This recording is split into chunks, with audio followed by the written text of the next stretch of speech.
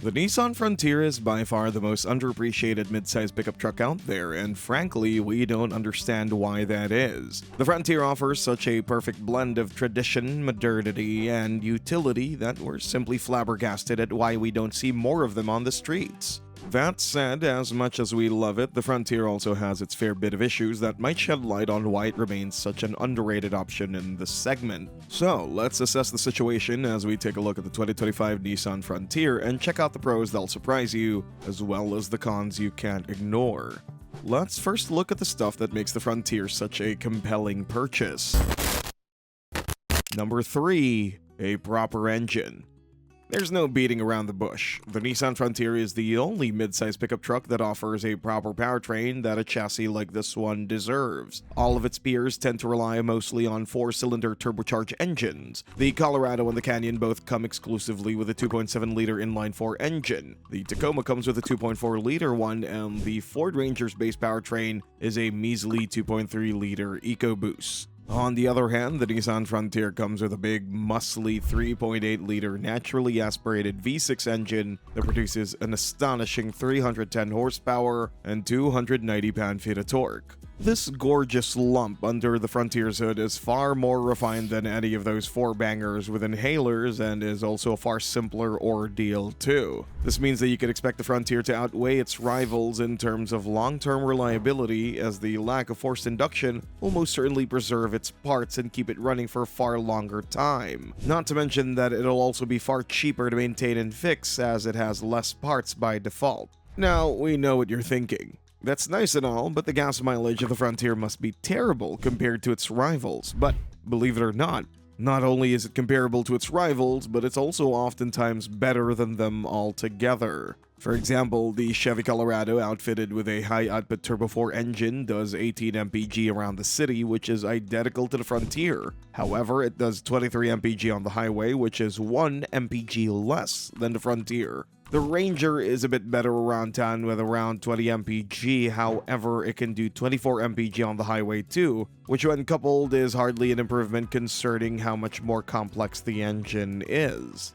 The Tacoma, however, does improve drastically upon the Frontier around town with 22 mpg, but that's only when you pick the hybrid variant, and even then, it can do 24 mpg on the motorway. Otherwise, the two are pretty comparable.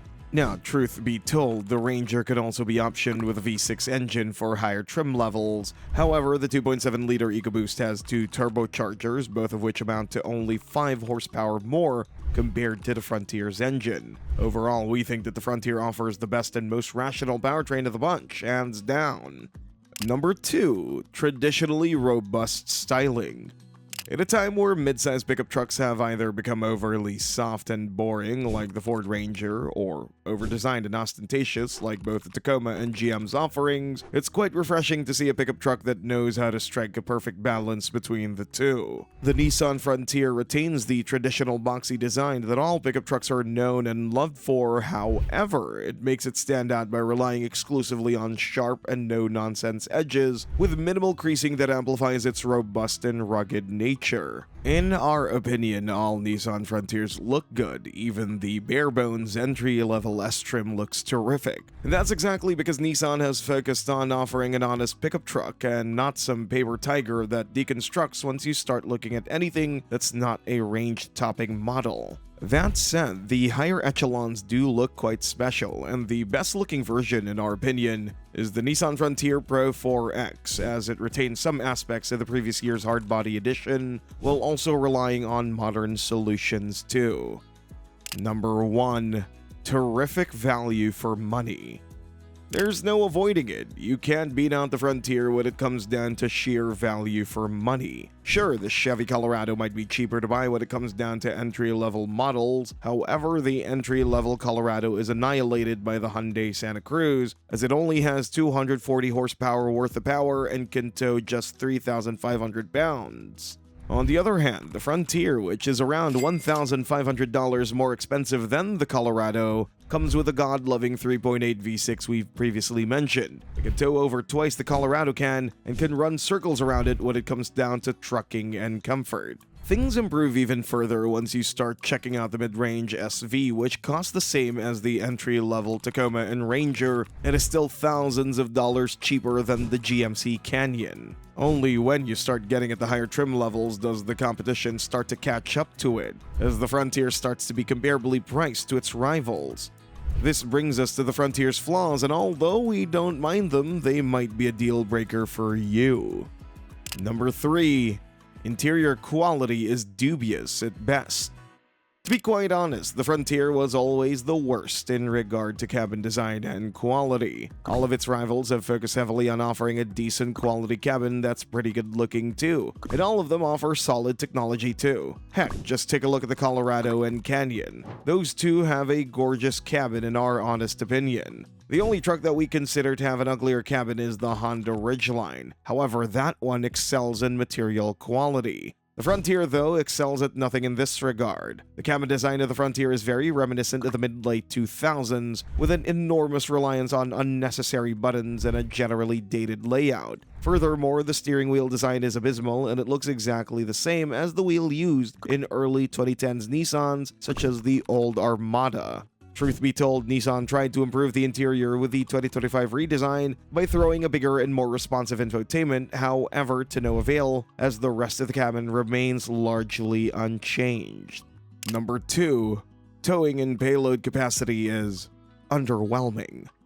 To be perfectly honest, we don't know how Nissan managed to screw this one up so bad. Honestly, they've had a perfect powertrain, great bed size, and fantastic performance overall, which is why we're absolutely devastated by the fact that up until 2025, the Frontier could only tow up to 6,600 pounds, which is amongst the worst towing capacities in the segment. Compare this to, say, a Ford Ranger, and you'll see that, fitted with a 2.3 EcoBoost, it could tow up to 7,500 pounds. Furthermore, the Canyon and the previously mentioned Colorado, when equipped with a high-output powertrain, could tow up to a whopping 7,700 pounds, which is fantastic. Thankfully, Nissan has come to its senses somewhat, and the truck has been improved in this regard for the 2025 model year. The Frontier can now tow up to 7,150 pounds, which allows it to sit neatly in the middle of the pack.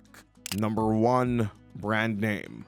Unfortunately, we think that the biggest issue with the Nissan Frontier is the brand name. Nobody considers Nissan a good brand, especially not for trucking purposes, and despite Nissan's best efforts, that stigma remains true to this day. This is honestly such a shame, as the Frontier isn't just a decent truck, but a good one altogether, especially at the sub $40,000 mark. And although it starts getting redundant once you go over at that price point, we still think it's a good pickup truck. But unfortunately, a very small percentage of the US shares our opinion, which is why the Frontier remains the hardest to sell pickup truck on the secondhand market, and it also holds its value worse than any of its rivals. In fact, the issue with the US's perception of the company has become so severe that Nissan has decided to completely withdraw from the full-size and heavy-duty segment and drop the Titan nameplate altogether. This will hurt Nissan's brand image as a truck company even more, which is terrible news considering how bad it already was. As a result of this, many people keep steering clear of Nissan's pickup truck offerings, and with the Titan being discontinued, this issue will only be amplified. Now, despite all that, we don't think that the Frontier will end up the same as its older brother. We do think that it is an absolutely unenviable position, which is why, as much as we love it, we cannot recommend the Nissan Frontier, at least not to the majority of customers. If you plan on driving it until the warranty ends and then selling it, you'll be much better off with its rivals, as they'll retain value far better than Nissan's offering.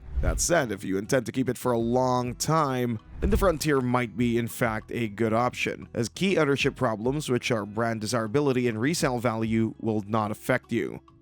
Thanks for watching, and see you next time.